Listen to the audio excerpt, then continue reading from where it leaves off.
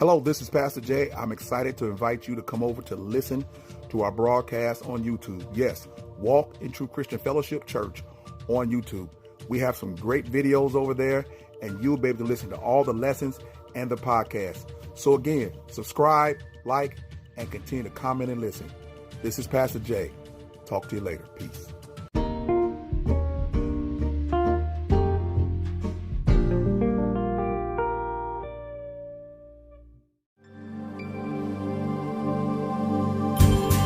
God bless you and welcome to Walk in Truth Christian Fellowship Church broadcast. We appreciate and welcome all of you, our listeners around the world. Stay tuned to hear an exciting word from the Lord.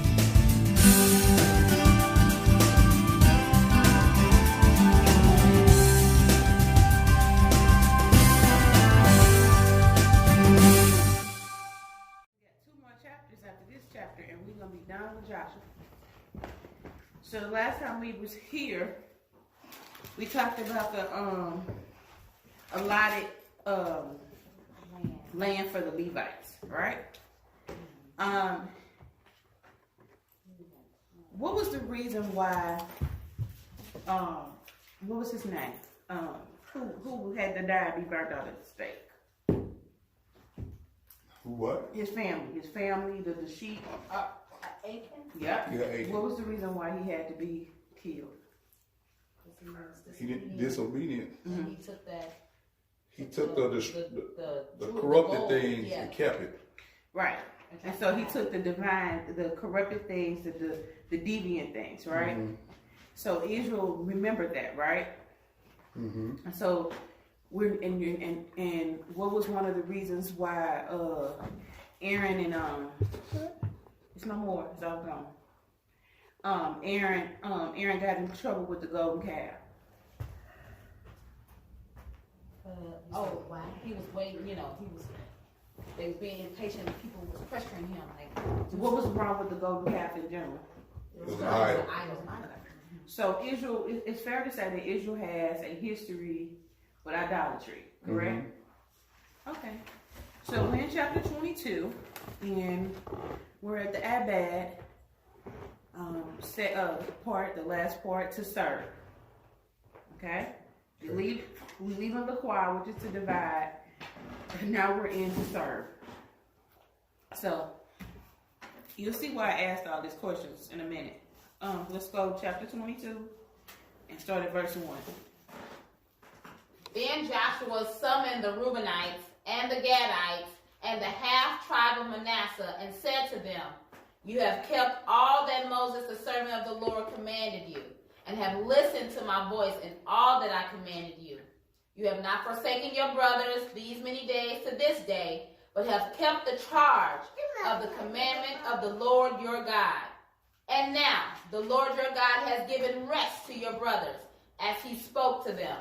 Therefore turn now and go to your tents, to the land of your possession, which Moses, the servant of the Lord, gave you beyond the Jordan.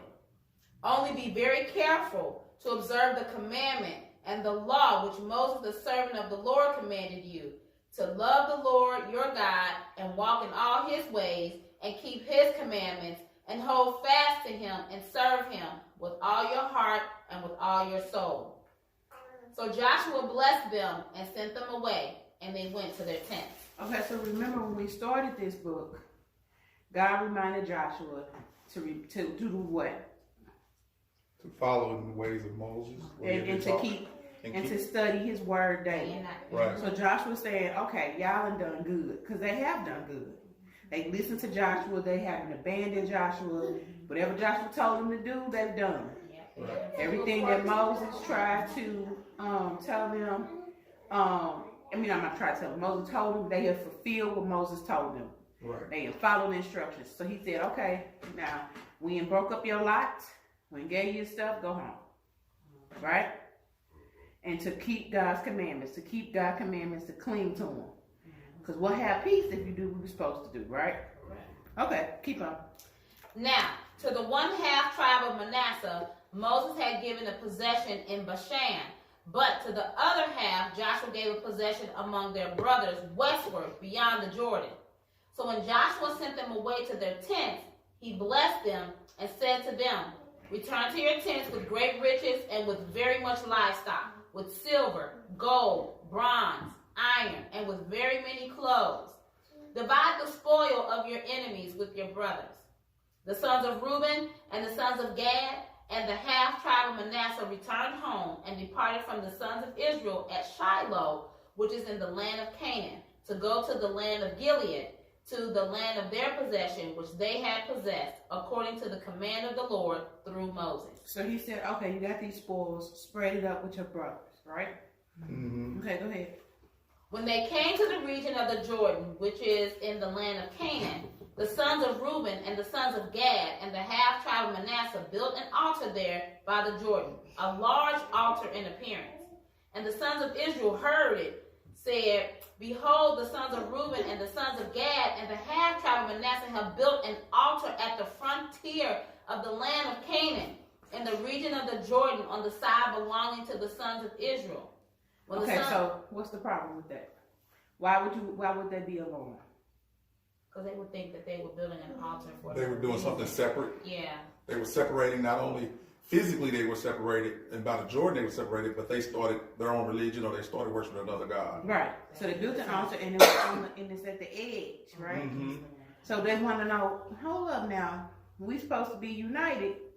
What are you doing? Why would you build something that separates? It's like building a fence. Correct. Yeah. In addition, you did an altar. Yeah, or something to worship on. Correct. So why would you do that? So now you see why I asked about the golden calf, and why I asked about why Achan got in trouble, because they in their mind said, Joshua just sent us and said, let's follow his commandments, and he got to turn around and do an altar. Yeah. Right. What's the problem? Yeah. When you we just got instructions to just do what we supposed to do, what did you do? You got your riches, go to your tent, and now you're doing something extra. Yeah. Go keep on talking. When the sons of Israel heard it, the whole congregation of the sons of Israel gathered themselves at Shiloh to go up against them in war.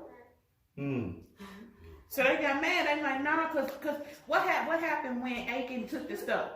He got burned. But they got in trouble too. Yeah. They people died because you was disobedient. So they no, Papa, no. Y'all, what y'all doing? Right. They weren't just gonna talk to him. They said they get rid of war because they like you messing up us. This is huge. Right. This is bigger than just you. Yes. Go ahead.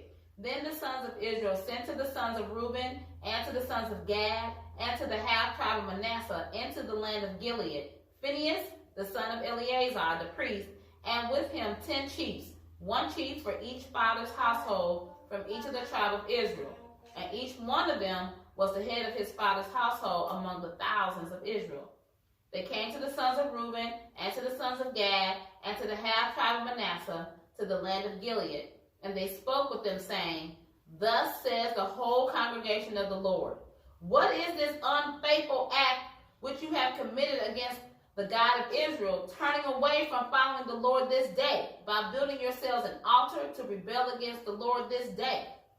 Is not the iniquity of Peor enough for us, from which we have not cleansed ourselves to this day, although a plague came on the congregation of the Lord, that you must turn away this day from following the Lord? Okay, so when they talk about Lord, that's back in Moses. That's back in Moses' tag. That's in the curse, right? Mm-hmm. So they said we still ain't cleansed ourselves from that. Right. And y'all starting this stuff. We just got this land. Yeah. So when they send these delegates, because it's good they didn't just come and start a war. They send these delegates and say, this is the seriousness of it. Yeah. Yeah, and it's kind of interesting that it says the congregation of the Lord. They say, thus saith the Lord. They say the congregation of the Lord. Right, because they like, no, see, we not finna die. We just got this land, and y'all acting up. So we need to know. The elders want to know what is the problem. But you know what? My question would be: didn't they learn anything too? Before they do something rash, why didn't somebody consult the Lord? They wasn't even thinking. They just knew what had happened physically. This is the thing. When you know you finna get a whooping, and you ain't did nothing, you ain't thinking about asking God what to do. You like, I'm finna get myself cleansed. We finna cleanse. We finna do the opposite of what we did with Achan. We finna cleanse them so we won't get in trouble. Okay. And that, I mean, not gonna work, that don't work, but at the end of the day, that's human.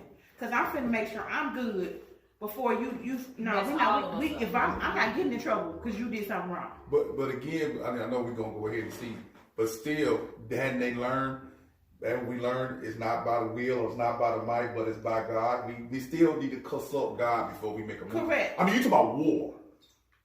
You got to remember, every time they did consult God, let's say they remove who they are, just say go to war. Yeah. When they went to war at AI without consulting God, they got whooped. Now it's with your own brother, and you ain't even say, well, okay, let's just everybody calm down, which we know they are, but somebody calm down. Let's We go don't know talk. they are or not. We ain't with the Yeah, church. yeah. But I mean, at the end of the day, it's human to say, no, we need to. The good thing about it, they just didn't fight. They sent some people there and said, hold up, do we need to fight? Mm-hmm. And so if we need to fight, we need to, number one, confront you. You know, go to your brother one to another. The Matthew thing, Mhm. let's go to you and say, hey, I think you did something wrong. Let's see how we can ratify it. Which is good that they even recognize that something was awry. Correct. That they even recognize, like, oh, well, they doing their own thing, so what? They cared enough, you know. They care But these about your what they were brothers, taught. Yes. because they knew Yes. this. Remember, we can't think with our in Western eyes. We gotta think with our Eastern eyes. They knew that if they did something, everybody got in trouble. Right, And if they put a blind eye to it, they was gonna get in trouble. right. So they had to confront this. Let's go to Deuteronomy 12:13 through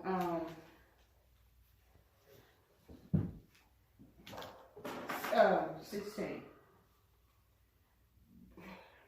You say, what, I'm sorry? Deuteronomy 12, Mhm. 13 through 17, sorry. Amen. You know, we get Yeah. free. Oh, me? I got the King James. Go ahead. Don't matter. Take heed to thyself that thou offer not thy burnt offerings in every place that thou seest, but in the place which the Lord shall choose in one of thy tribes. There thou shalt offer thy burnt offerings, and there thou shalt do all that I command thee. You can stop right there. That's the reason why they was mad. Because when they built that altar, that wasn't a delegated place where God said build For burnt offering. for burnt offering.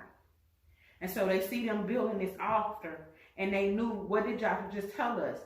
Make sure we listen to the commandments and do what Moses said. And that was one of the things right there.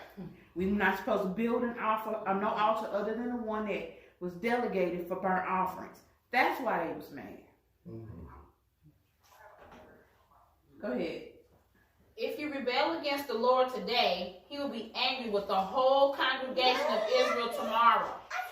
If, however, the land of your possession is unclean, then cross into the land of the possession of the Lord, where the Lord's tabernacle stands, and take possession among us. Only do not rebel against the Lord or rebel against us by building an altar for yourselves besides the altar of the Lord our God. Did not Achan the son of Zerah act unfaithfully in the things under the ban, and wrath fall on all the congregation of Israel? And that man did not perish alone in his iniquity. Then the sons of Reuben and the sons of Gad and the half tribe of Manasseh answered and spoke to the heads of the families of Israel. The mighty one, God, the Lord, the mighty one, God, the Lord. He knows, and may Israel itself know. If it was in rebellion, or if in an unfaithful act against the Lord, do not save us this day. If we have built us an altar to turn away from following the Lord, or if to offer a burnt offering or a grain offering on it, or if to offer sacrifices of peace offerings on it, may the Lord himself require it. But truly, we have done this out of concern, for a reason, saying, in time to come your sons may say to our sons, what have you to do with the Lord, the God of Israel? For the Lord has made the Jordan a border between us and you, the sons of Reuben and the sons of Gad. You have no portion in the Lord. So your sons may make our sons stop fearing the Lord. Therefore we said, let us build an altar, not for burnt offering or for sacrifice. Rather, it shall be a witness between us and you, and between our generations after us, that we are to perform the service of the Lord before him with our burnt offerings, and with our sacrifices, and with our peace offerings, so that your sons will not say to our sons in time to come, you have no portion in the Lord. Therefore we said, It shall also come about if they say this to us or to our generations in time to come, then we shall say, see the copy of the altar of the Lord which our fathers made, not for burnt offerings or for sacrifice. Rather, it is a witness between us and you. See right there. So they said, okay, we're going to get in trouble. Because they was right. They was like, they talked about Achan. They was like, no, Paco, we ain't getting in trouble because you did something wrong. And they said, no, they ain't swearing. But they basically are like, we didn't do that for that. And we can see in the future that if we don't put something up, they're going to say, no, you're not a part of it. Because of the logistical boundary. The logistical boundary. So they like, we have to put something up so we can remind them, and we know our people. We got to have something to look at to remind ourselves about what's going on. Yes, ma'am. So the altar is like a copy of the Ark It's a of the replica. Covenant. It's not the Ark of the Covenant. It's a replica of where they're supposed to have services at. The altar ain't nothing but a bunch of stones laid up. Correct. Don't think of nothing fantastic. No, it's just some, but they have a place designated for that. where everybody's supposed to go. Oh. Yeah. And Just a big barbecue pit. Correct. But they are not supposed to do their own burnt offerings. Everybody's supposed to go to this one place. Okay. And that's where the Levites live. And so they don't have the right to build their own altars. Okay. So they can't have the Baptists over here and the Pentecostal over here. We all one nation. Okay. So the delegations made sure it was personal. They said, let's go talk to them, right? Yeah. They want to make sure that For future generations. they was permissible, right? They want to know what's going on. They want to be persuasive, saying, hey, the delegates came up here and said, we don't want to fight, but we will fight. And then the other side was like, no, we don't have to fight because we didn't do that for that purpose, right? And their communication had that be purposeful, right? Because they had to be like, okay, you need to say something to us because we rest to go. Because think about it, the whole lesson with the Achan thing is Achan did something for deviant reasons, and they didn't want to get in trouble. They said because God's gonna come back and get us. And that's I mean, they didn't consult God about it. They didn't consult God whether to come to their brothers, but they came. And the good thing is they came. I can't say they came in peace, but they almost came in peace because they didn't fight. They sent the priests, but they were ready to fight. I guess they'll just be prepared for anything. Yeah. So Keep on going. But I see the good purpose of them saying, the other side saying, hey, we're trying to make sure there's no division. exactly. This wasn't because we want to divide. We don't want no division. And to make sure they have an understanding, because if they'd have never talked to them at all, it would have just been You on this side, you on that side. Like East St. Louis, St. Louis. Yeah, resentment. Yeah. How you ain't from, because, I go to law school and I'm like, this girl, she was from East St. Louis. And they say, y'all from St. Louis? I said, no, she from East St. Louis. And I'm from St. Louis. Yeah. It's a difference. Right. Yeah, we all say that. Yeah. It's a huge difference. Yeah.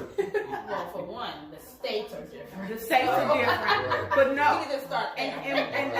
And no offense to nobody else from East St. Louis, but we see ourselves different. We see ourselves a little bit more superior than East St. Louis. Mm-hmm. Whether in reality it's the same conditions, Mm-hmm. but we feel like, nah, y'all this and y'all that, and we better than that. East Boogie.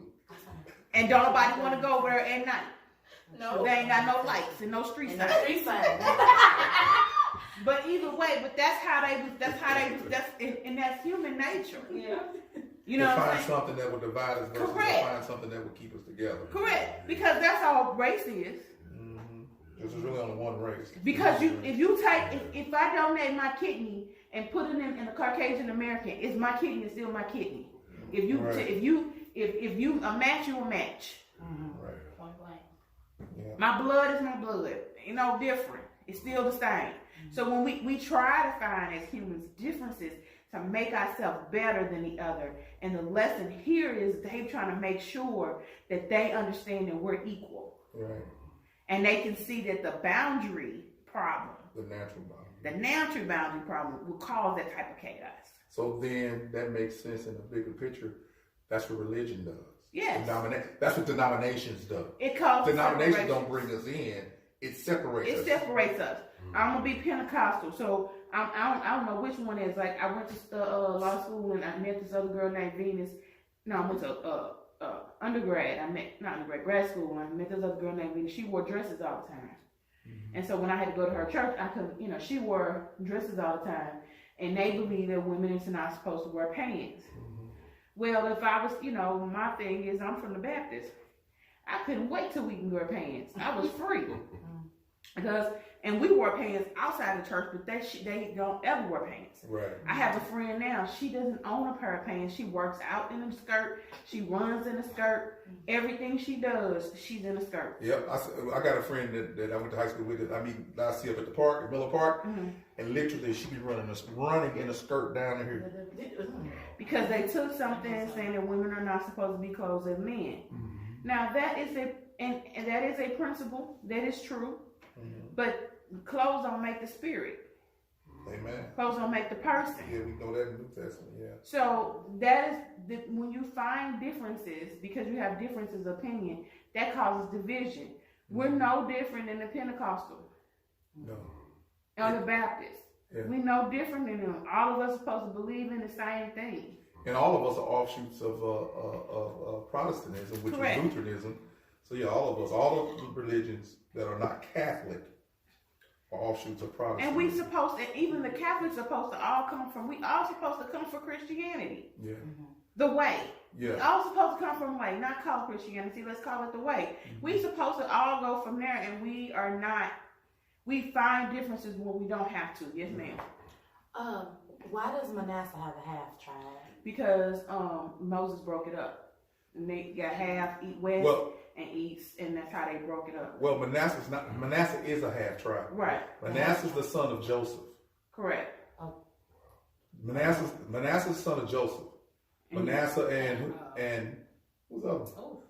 Manasseh and Is it Benjamin? no, Manasseh. It's his brother. It's his brother. Manasseh and both of them got a half tribe. Yeah. They got Joseph because Joseph is dead. Okay. And so they So his Joseph was. sons. It was actually 13 sons, and Joseph was the son that saved him out of Egypt. right, and so they split it up. So Joseph got buried back in Egypt, but it's gonna burn me dead. We know Manasseh. Manasseh. God, a friend named Manasseh and who's the second one? I Okay, forgot. right now. Manasseh. I'm Malachi. Ephraim. Yeah. Okay. And Ephraim got land too. And Ephraim got land too. They just broke them up. But he's the son. They are the sons of Joseph. And when the father Jacob was dying, he couldn't bless Joseph. He had to bless Joseph's sons. Okay. And they just split it up. half of the tribe of Manasseh is on one side of the Jordan. Right. The other And half they is on the get other bigger side. portion. Right. Yeah. They got a bigger portion, and so they split it up. That's all they did. Yeah. They still brothers. Everybody's still connected. Yeah. They still part of the 13 tribes. They just got two separate land plots. Manasseh He's did. they're the grandsons They are a direct lineage to Joseph. to Joseph. Yeah. And so Ephraim got land, and so did Manasseh. And he got two tribes. It's not two tribes, just two plots of land. Yeah. So one side is on one half of his kids on one side, and one half kids on the other side because of how the land boundary is. Right. Okay. So that is the thing. They wanted to make sure that they didn't find reasons to have division. Let's keep on reading. I'm on 30. Okay.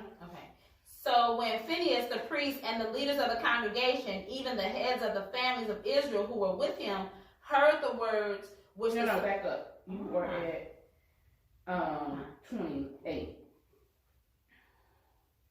Oh. Let's go back to You 20. have no portion of the law. Okay. Therefore we said, Therefore we said, it shall also come about if they say this to us or to our generation in time to come, then we shall say, see the copy of the altar of the Lord which our fathers made, not for burnt offerings or for sacrifice. Rather, it is a witness between us and you. Far be it from us that we should rebel against the Lord and turn away from following the Lord this day by building an altar for burnt offering, for grain offering, or for sacrifice, besides the altar of the Lord our God, which is before his tabernacle. So when Phinehas the priest and the leaders of the congregation, even the heads of the families of Israel who were with him, heard the words which the sons of Reuben and the sons of Gad and the sons of Manasseh spoke, it pleased them. And Phinehas the son of Eleazar the priest said to the sons of Reuben and to the sons of Gad and to the sons of Manasseh, today we know that the Lord is in our midst, because you have not committed this unfaithful act against the Lord. Now you have delivered the sons of Israel from the hand of the Lord. Let's stop right there.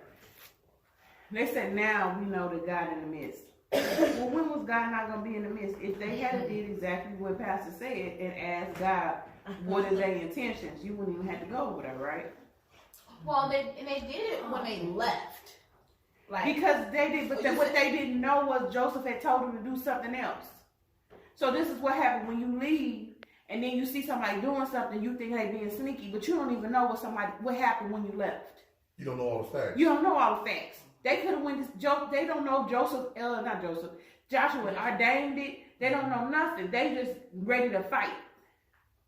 Well, yeah, and that's therein lies the problem, because when Joshua was giving the land away, remember he crossed his hands, and gave Manasseh, the younger one, the bigger portion, and gave the smaller. And Joseph got mad, like, no, don't do it this way. And he said, no, there's a reason why I'm doing that way. And probably the other people didn't witness that. Correct. And he said, we started at the beginning. He said, oh, y'all, rest of y'all go home. Then he talked to the people that just did this and said, divide this stuff up, because of course we know there's some other conversation that's not in here. Right. And so then they went and did that. Right. So they didn't even go talk to Joshua's still in charge. Why you ain't gonna ask Joshua? Do you know what they doing? Right. You ain't asked God. You ain't asked Joshua. If you had asked Joshua, you would have talked to God. And you ain't asked nobody. So you just said, "Nah, we mad. We ain't getting in trouble." Right. So now the priest saying, "Oh, now we know we ain't gonna get in trouble. We good with that, and now we in peace. Now God heard." But when was God not heard? Okay. You didn't sit and consult God. You didn't say, come on, we're going to pray about this. Let's find out what's going to go on. We ain't going to go get no evidence. We ain't ask Joshua nothing. We ain't consult nobody. We just saying we for the fight. Because we so quick to not get all the information. And we do that now. We have caught with a little bit of information can cause somebody to die. Make a whole story.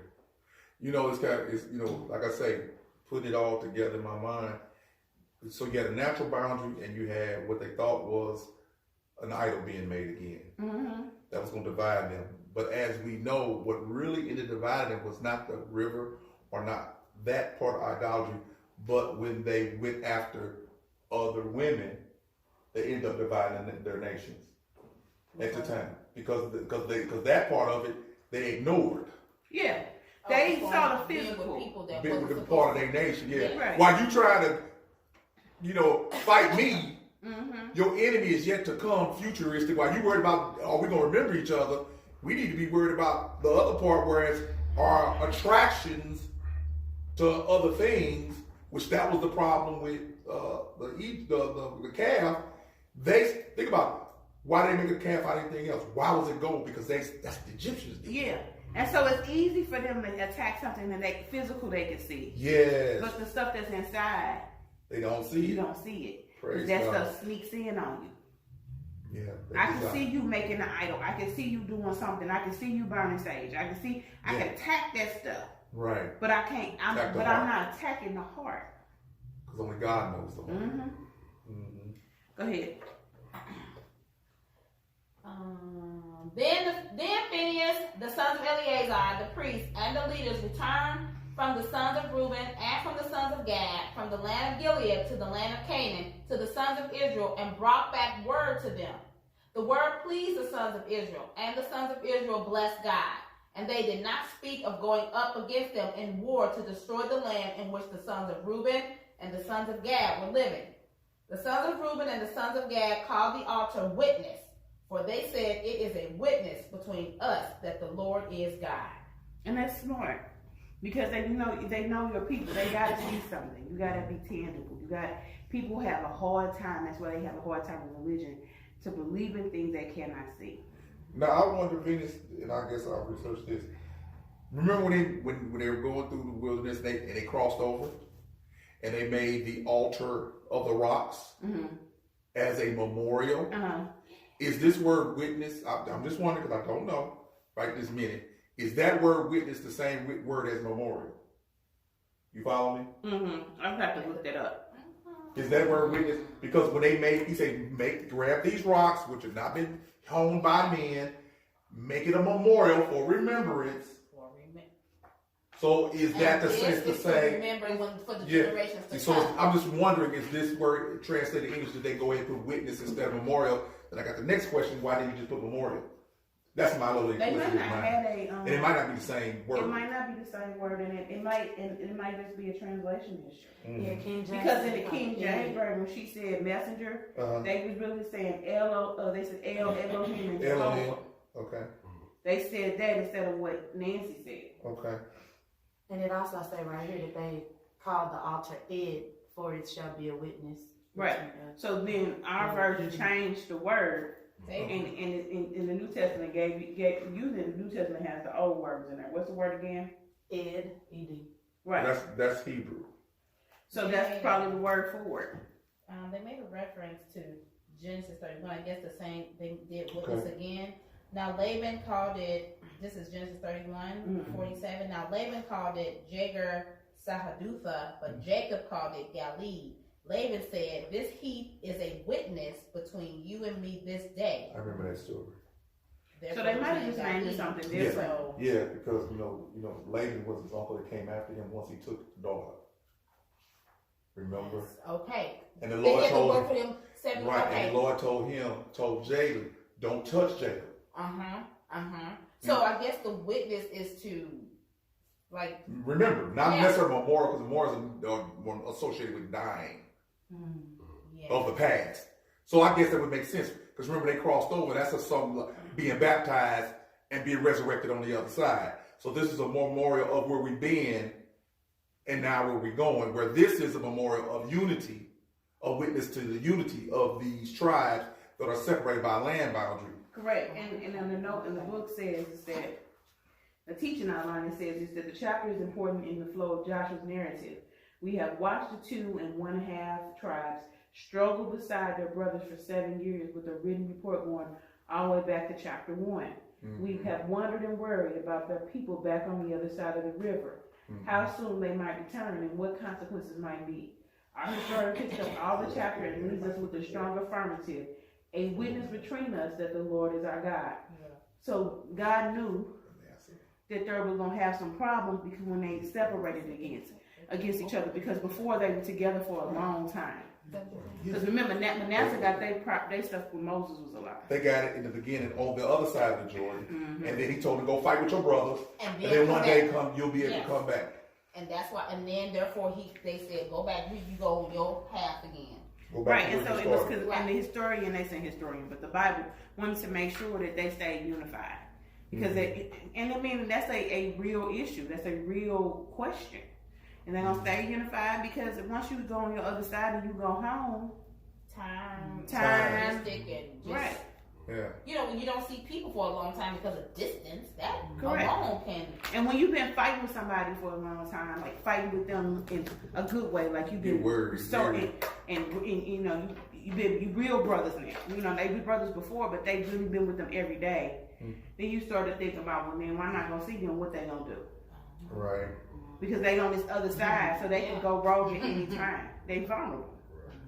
Right. And there is a relationship change when even with your brothers, like my brother's out of town now, my sister's out of town, and even there's a different relationship just because of logistics. Yeah, and also, like it's even when you get married, things are different. Yeah. With your siblings and with your family, because you don't see them as much as you saw them before. Like I don't see my nephew JD as much as I saw him when me and Jeremy was dating, and I do now since we've been married because Jeremy is with me. So There's a natural boundary. Correct. I don't have no reason to go over to my sister-in-law's house, so I don't get to see my nephew. And so it's you know. So things are supposed to. I mean, Things change, and you don't think about those changes Yeah. because in your mind, things a lot of things gonna stay the same, but they really do change. As they should. Yeah. But the lesson in this one is that number one thing is my one lesson was don't jump the gun. Mm-hmm. Go talk to your brother and your sister and find out what their true intention is before you go and just say this you gonna be accusatory. Mm-hmm. Because what they could have done is not ask questions and start killing. Well, That's what they wanted to do. Which was like they were willing to fight for. They was What really they fighting not to get believed. whooping. Yeah. What they thought, what they believed was the right. Right. And it was right on the letter, but not right in Correct. the spirit. And then you see the same thing because the Israelites are so bound to the law, and this There's is no where it grace. started. I believe they got so bound to the law that they wanted to follow the law so strict because they didn't want to get in trouble that they forgot that the mercy that God and grace God had already implemented in the law. Yeah. That's the reason why we had those city of refuges and stuff like that, because God knew something was gonna happen. But this is where, in my mind, the way I figure, this is where they started to be so literally, biblically, factually followers of the commandments and the Levitical code, Even though they really couldn't keep it. even though they couldn't keep it. They They was ready to go and fight their brothers because they didn't want to get in trouble. They had enough talk lesson. about the following the literal letter versus Yeah. following the spirit Correct. of the letter. Correct. Because unity was the higher purpose Yeah. that the law was supposed to force them to be, but the law actually, because of the Became a rules of law, stronghold. became a stronghold and struggle for them, a stumbling block for them. Correct. And right there in that chapter 22 is where you can see the one of the first inklings of how they was gonna go following the commandments. And I was telling Nancy just a minute ago, what we perceive different, the first thought reaction is evil. It's evil. Mhm. You know, everything that's different is not evil. Correct. And it's even when you find out something like, hold on now, that don't even make sense. So then I'm like, I need to find out the facts because I'm going to go confront you unless I have to have the facts with you. Yeah. And so that was a good lesson that they really slowed down and sent the priest. Because they didn't send the people of war. They sent the priest to say, hey, let's find out what's going on. Because you really don't want to kill your brother for a mistake. And it's interesting they sent Phineas, because you'll read about Phineas later on, but it's interesting to say Phineas, because Phineas is highly flawed.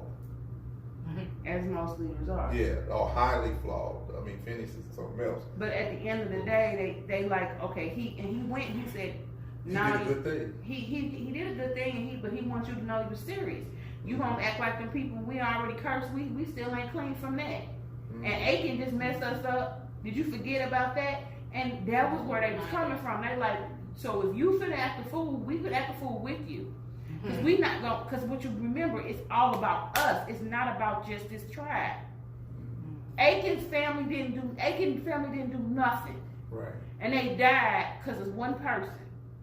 Right. The dogs, the sheep, the kids, everybody died because one man made a mistake. We have to understand that that's real.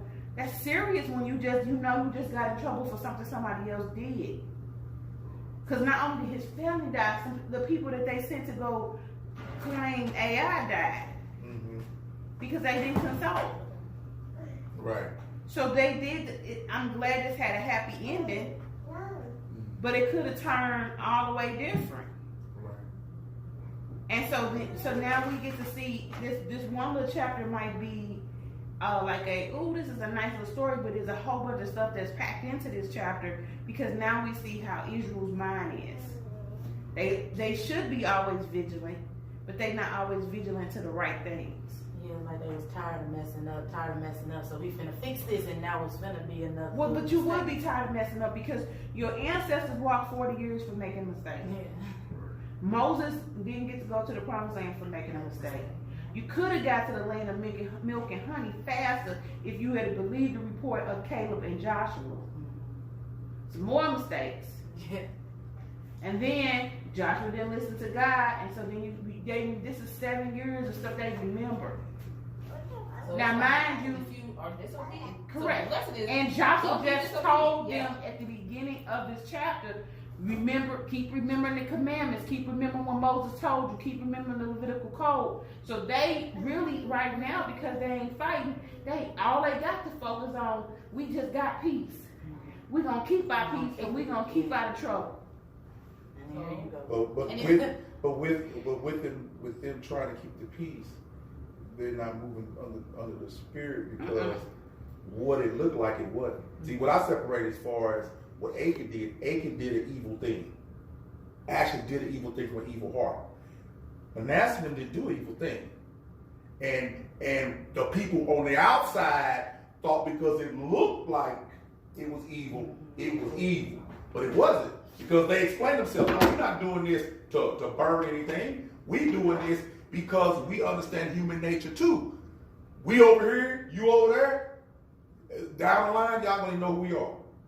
Yeah, pretty soon. Pretty soon, a couple generations go, y'all. So we're gonna build something that looks like the altar over here to remind y'all we still one nation. But the normal human thing is they building a church over there. What they doing? They ain't supposed to build no church over there. What you mean? Hold on. They ordaining women? What they doing? And you don't even know. You have no clue. But you're going based on what happened to you and making judgments. And I get it, because we all do it. I got a whooping this time. I ain't getting nothing. I ain't gonna get no whooping the next time. But it may not be the same situation for real. But it, it look like it. But if it quack like a duck. Right, if you don't get quiet, you won't know. So but that's what most people do. Think right. about it. If it quack like a duck, then it's a duck. I'm not getting in trouble for something that you did. Yeah. And most of the time we judge based upon our experiences. And what that shows me is we need to take the time, slow down, and find out what's really going on before we jump to judgment. But that is why we have Matthew. And that's why Jesus told us how to.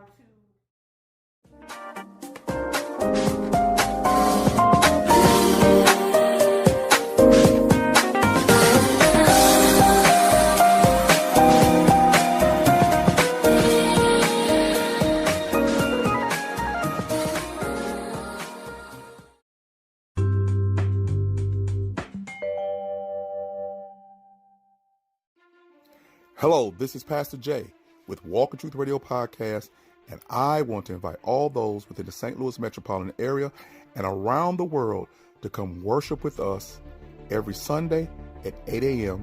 at the Universal Church of Jesus Christ building, located at 2301 Wallace Avenue, Overland, Missouri, 63114. We also have our Rescue Addiction Recovery Program on Mondays from 7 p.m. until 8 p.m. Our Bible studies are held every Tuesday at 11 a.m. and 7 p.m. You can also catch us, follow us, and subscribe to us on Facebook, YouTube, Instagram, and Twitter. Please come out and join us. Follow our podcast, but most of all, get saved, sanctified, and full of the Holy Ghost. And always remember, walk in truth. And if you'd like to contact me by email, you can do so by going to walkintruthministries@yahoo.com or WITMIN@yahoo.com. Thank you and bless you, and we look forward to worshiping and fellowshipping with you. Peace.